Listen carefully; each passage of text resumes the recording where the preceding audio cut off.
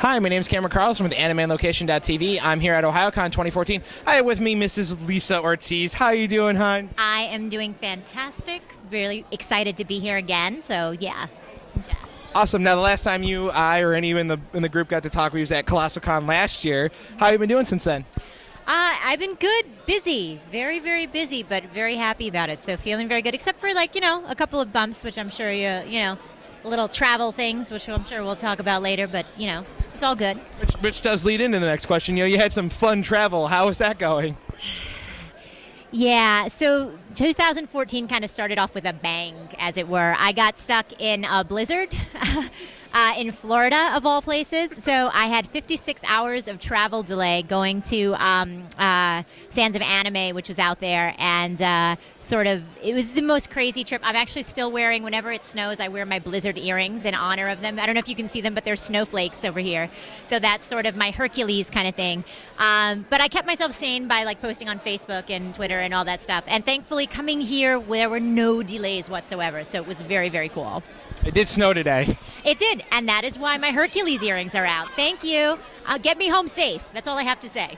And now, going back to your anime roles, one of your first shows was Record of the Lotus War. How is that, when that show came out, it really changed some things, and the industry changed as time has gone on. When you look back at that role, and being one of your first ones, how have you seen things change all the way around? Well, one of the things that I'll say, performance-wise, it stays the same. You've got a lot more actors who are out now. You've got a lot bigger things. People are paying more attention to the voice actors and what's been going on.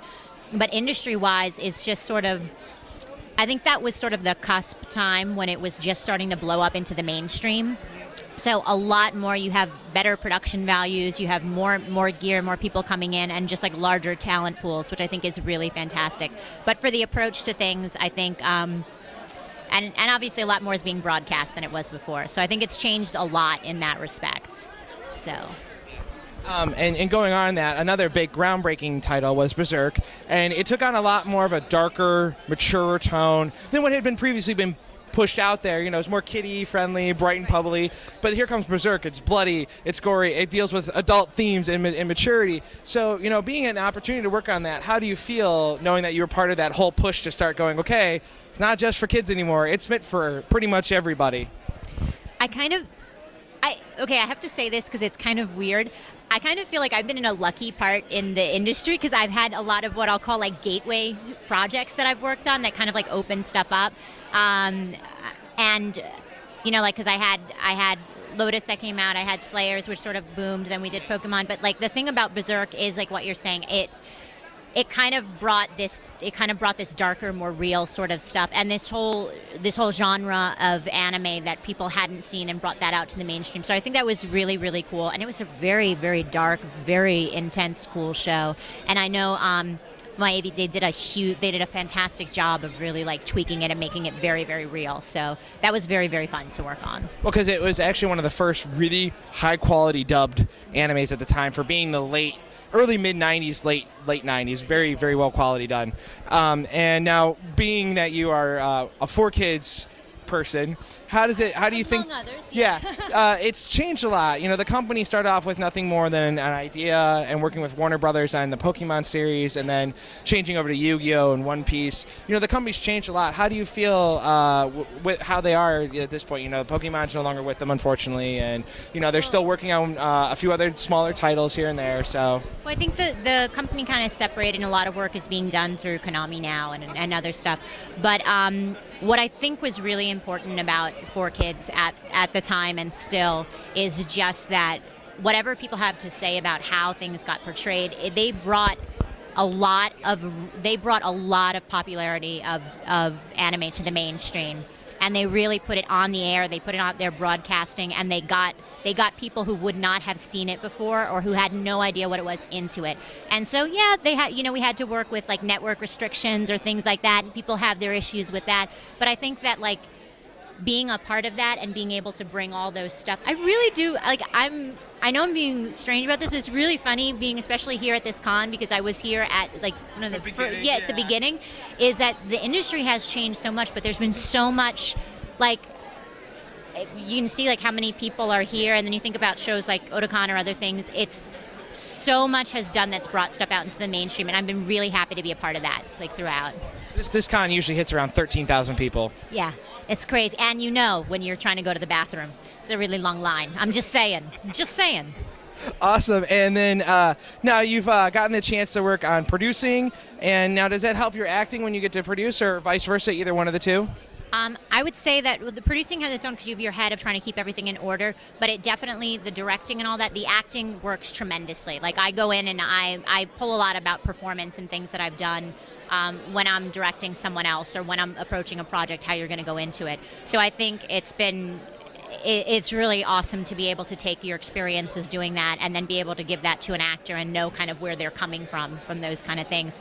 From the producing side also, it's a totally different animal, because now you're dealing with all these other elements that you hadn't. You have the client, you have more control over it, and I think that that's like very empowering, and it feels really good to be able to kind of to know that you're able to cast, you're able to pick everything, and you're able to kind of have the final say over what's going on and what's going in. So, yeah, it's actually been a really awesome, very cool journey. I like it.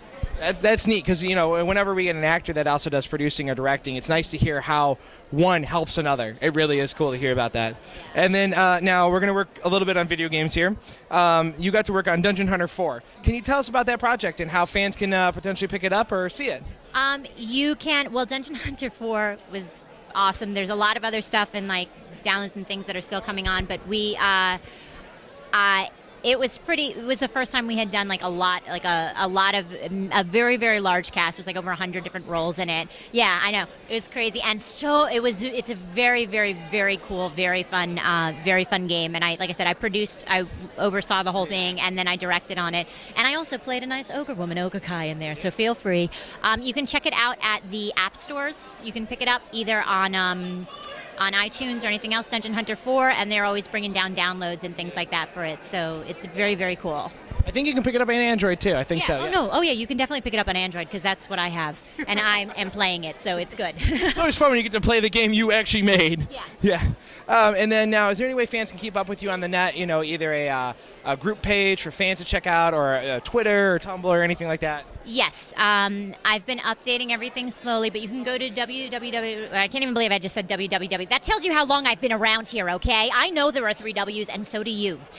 You can go to lisaortiz.com, and you'll be linked in with my Facebook fan page. Eventually, they'll have more stuff that's on there, and you can also go to Lisa Jam with the second L. The second one has an E, Lisa Jam, and that is my Twitter, so you can follow me on there as well. Alrighty, now you had a title that you wanted to speak of, Time of Eve, and that's an upcoming project. What can fans learn about that project? Well, I think if you can go and you can Google it. I know it started off as a Kickstarter project, a bunch of stuff that's going on, and we have recorded it. I don't know about the details of when it will be out, but we were able to announce the cast, so that is one of the new things, and I'm really excited. I played a character called Rena on it, which you'll see when you go. But it's really beautiful. The animation is gorgeous, and it's very, very well done. So that's one of the things that I can talk about. I have a bunch of projects I can't talk about. And then, of course, I have Pokemon, which I just opened, XY as Fletchling. So, yeah, I get to be a new start. I think I actually was one of the first things to make a sound on the show. So that was kind of cool. Well, thank you so much, Lisa, for coming out and talking with us. Thank you so much. You are very welcome. Always a pleasure. I'm going to give you a hug. Hugs.